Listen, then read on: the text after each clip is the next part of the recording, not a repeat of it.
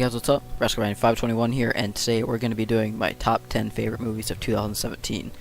This was really a great year. This list ended up being a lot different than I thought it was going to be originally. There's some movies that I thought going into the year were for sure going to be on the list that actually surprisingly weren't. And there were some that I didn't see that I really wanted to see, such as Lady Bird, Wonder Woman. Justice League I heard was pretty decent. I thought about seeing it, but I hadn't seen Wonder Woman yet, so I just figured there was no sense in it. But really quickly, before we get started into the top 10, instead of doing an honorable mention section, because I didn't see like a ton of movies this year, I'm just going to go through every movie that I saw this year that won't be featured on the list. So starting off with Split. Split I thought was decent. I liked the Unbreakable tie-in, but other than that, it was pretty generic. Lego Batman movie, a lot of fun, a lot of really fun kids movie. Get Out, great horror movie, didn't quite make the list. Guardians of the Galaxy 2, a great action movie, but not quite on the list. Pirates of the Caribbean, Dead Men Tell No Tales, it's the same thing we've seen over again, but it was decent. Alien Covenant, horror movie, a pretty decent addition to the Alien franchise. I thought it was going to be on the list, but it wasn't. It came close, but it wasn't. War for the Planet of the Apes, another fantastic addition to the Apes franchise. Probably my least favorite of the current trilogy we have, but still a great movie. Spider-Man Homecoming, a fantastic Spider-Man movie.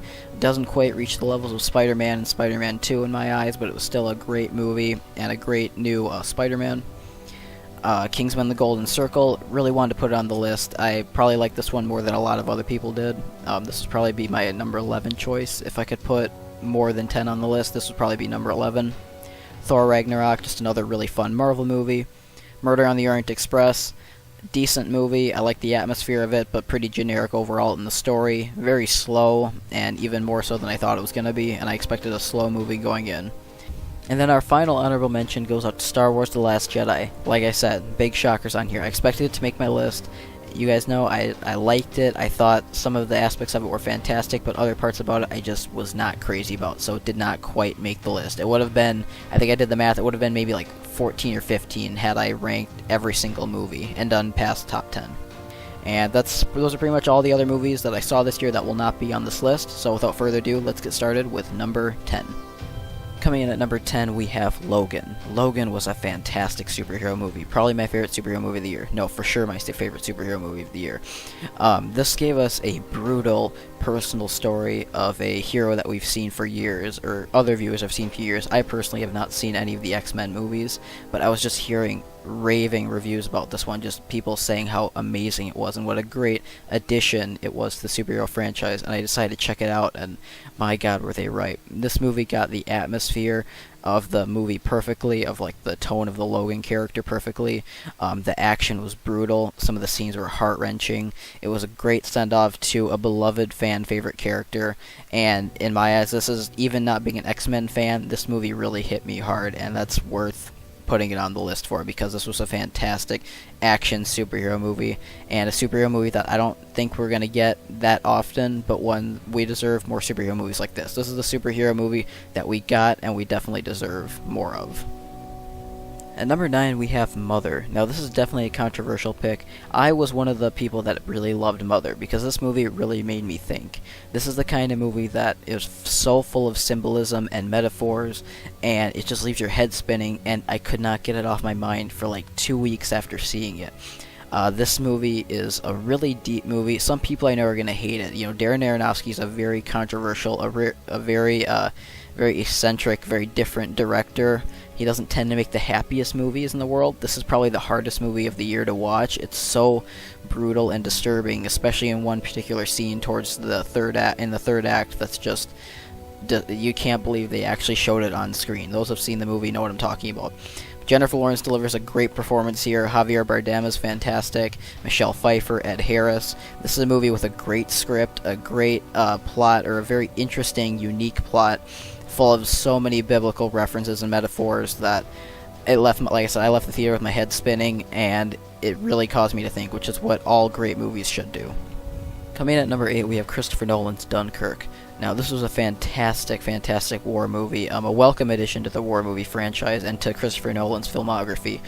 This movie I know was very divisive among people. I know many people thought it lacked characterization, while some were completely fine with it because it was never about the characters. It's about bringing attention to this horrific event that really happened, and I feel like it did just that. While it lacked characterization, it more than exceeded it technically. This movie is a technical masterpiece in so many levels. The sound design, the soundtrack with Hans Zimmer's non-stop ticking, in the soundtrack, the explosive gunfire that feels so real. It just hits you like when you first hear it, when our main character is running down the streets at the beginning of the film.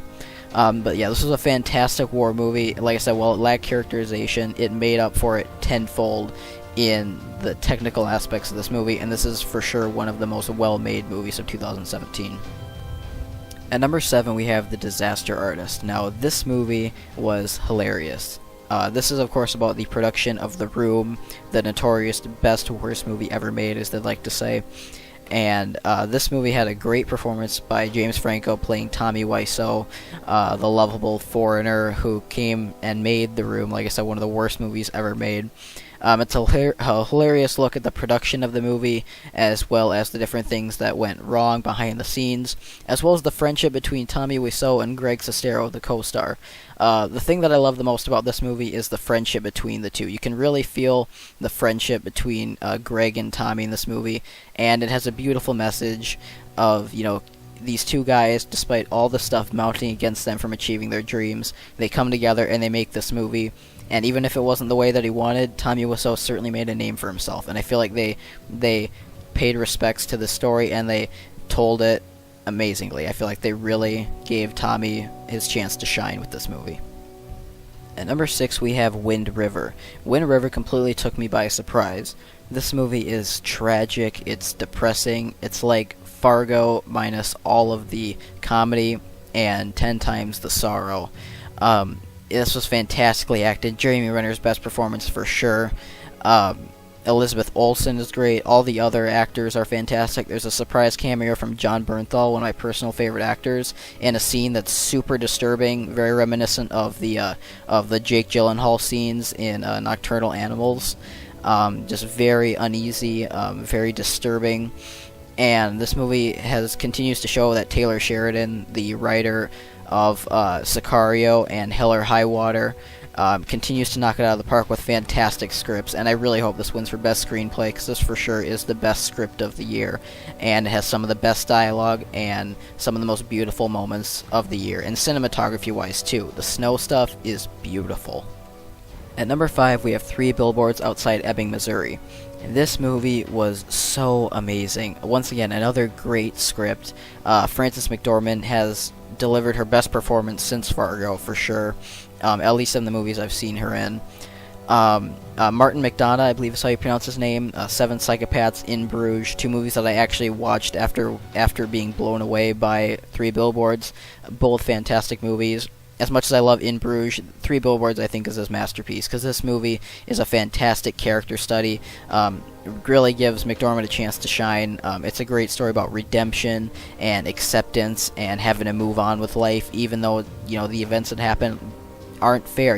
Coping with the stuff that happens in life and learning that it's not fair. And this film really explores that theme incredibly well.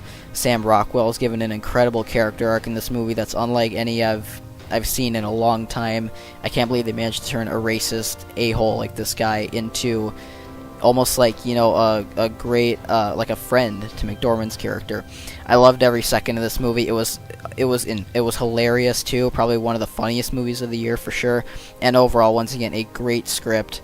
And I can now wait to see what McDonagh brings us next, because all 3 of his movies have been slam dunk so far, and 3 Billboards is his best film. At number 4, guys, we have Blade Runner 2049. Now, this and my number 3 pick are so close. I love them both equally. I'm going to give my number 3 pick the edge just a little bit more, because I think my enjoyment factor while watching it was a little bit higher than in Blade Runner 2049, but I love them both pretty much equally. They're both fantastic movies. With Blade Runner, the movie as a whole was just perfect at capturing the essence of the original one. the cinematography, excuse me, by Roger Deakins was flawless. He better win an Oscar this year, because if he doesn't, that's gonna be a crime. I will lose all hope and all faith in the Oscars. Denis Villeneuve is a very what's the word I'm looking for? Very different. I have very mixed feelings on some of his films. Arrival, I did not get the hype behind at all. I liked it, I respected it, and I saw what it was trying to do, but in the end, I wasn't really blown away by it. But I love Prisoners, so I'm very, some of his movies work for me, some don't. This one was fantastic. This is by far my favorite movie of his. Awesome, fantastic script. Like I said, cinematography was great. The soundtrack was so transportative. I was just listening to it earlier today and just thinking, God, can it just be mid-January so this film is finally on Blu-ray and I can watch it at home multiple times. Ryan Gosling, Harrison Ford, all the actors were great. It was a beautiful end to the movie as well. It was probably my favorite final scene in a movie this year, with the return of the Tears in the Rain soundtrack from the original film. I loved everything about this movie. It was a little slow at times, but I feel like on second viewing, I'm going to totally disregard saying that, because I thought that in the theater because it was a 3-hour movie, but I feel like if I'm watching it in the comfort of my own home, I'm going to enjoy it a lot more. So I cannot wait till this comes out in DVD and I can watch it a second and third and fourth and fifth time and just experience Blade Runner 2049, a true filmmaking masterpiece. Yeah, I'm gonna get some hate for this one, I know, but number 3 we have It. Why would I put a horror film above Blade Runner 2049? This movie was just so much fun. The build-up for this movie was like the build-up for The Last Jedi, and this movie delivered in almost every aspect.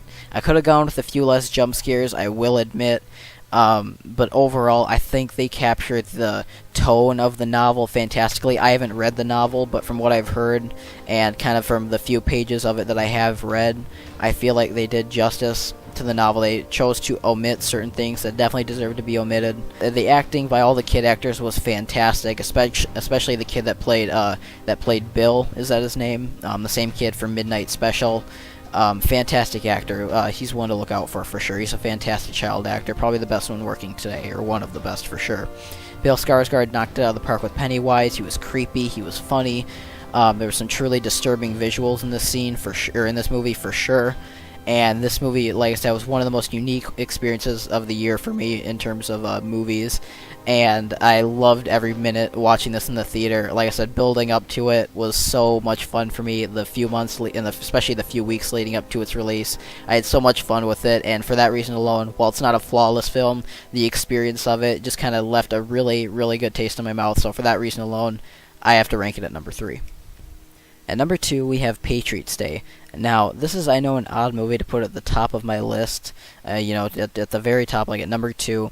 But it's not just because they're based on true story, stuff. Even if it wasn't based off a true story, this is a great movie about redemption and a great movie about people uniting to take down these terrorists. And of course, it's about the Boston Marathon bombing for those that are unaware. And this is just, like I said, a really great movie about people coming together and, uniting. And I just think that's a beautiful message. Something about the message of this movie really just kind of made me appreciate humanity more. It restored my faith in humanity, knowing that these were based off true events, and they just came out it just happened a few years ago.